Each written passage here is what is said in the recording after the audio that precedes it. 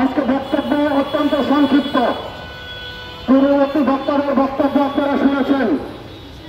আমরা সাংবাদিকদের বিভিন্ন দাবি দাওয়া নিয়ে এবং স্বৈরাচার পতনের জন্য দীর্ঘ 17 বছরের রাজপথে আন্দোলন করেছি। সাংবাদিক বন্ধুরা, আপনারা সবাই সাক্ষী যে এই 17 বছরের মধ্যে এই মাহবুব মোর্শেদের নাম আপনারা কেউ শুনেছেন কিনা, তাকে কেউ চিনেন কিনা?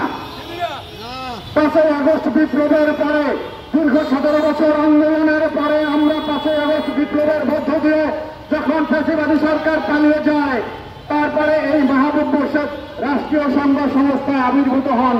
কোন কার হাতে বিষয় সেটি আমরা জানি। তারপরে এই সরকারের প্রতি আমরা সম্মান রেখে সেই মাহবুব মোর্শেদকে আমরা গ্রহণ করে নিয়েছিলাম, ধরে নিয়েছিলাম। তাকে আমরা না চিনলেও না জানলেও তিনি এই সাংবাদিকদের এই গুরুত্বপূর্ণ প্রতিষ্ঠানের এমডি যখন হয়েছেন, সাংবাদিক সংগঠনগুলোর সাথে তিনি আলোচনায় বসে তার কর্মসূচি ঠিক করবেন, কিন্তু তিনি ব্যর্থ হয়েছেন।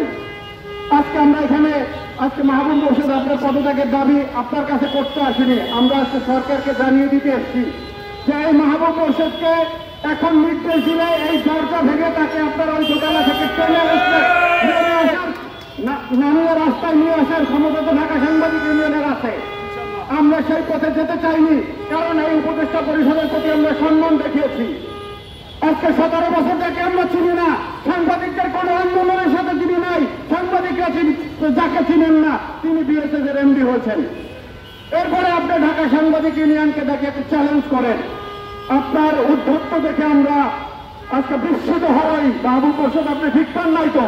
আজকে আপনার সাথে কোনো কথা না। আমরা বলেছি যে আগামী 24 তারিখে আমরা প্রধান উপদেষ্টা এবং তথ্য উপদেষ্টার কাছে স্মারকলিপি দিয়ে আমরা জানিয়ে দেব যে অবিলম্বে আপনাকে যদি বিএসএফ থেকে এখান থেকে সরিয়ে না দেয়, তাহলে ঢাকা সাংবাদিক ইউনিয়ন নিজের দায়িত্বে এসে এই গেট খুলে আপনার রুম থেকে বের করে রাস্তায় নামিয়ে দিয়ে ওই রুমে তালা দিয়ে দেওয়া হবে।